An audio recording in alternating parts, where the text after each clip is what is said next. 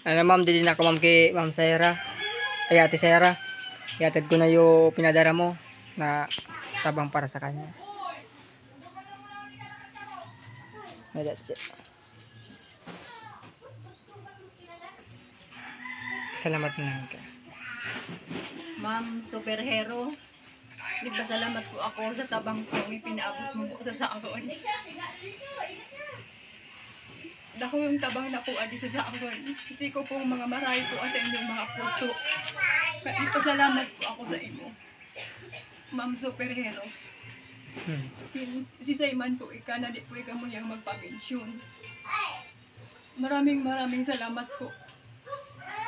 Hindi na po, natanggap ko na po yung sa imong pinag-Gcash. Sakto na ko nakapangkuha pang gasolina si Ate Sarah. Ako sa mga taong nagitabang man po sa akon na di na po sila mo yang magpamensyon.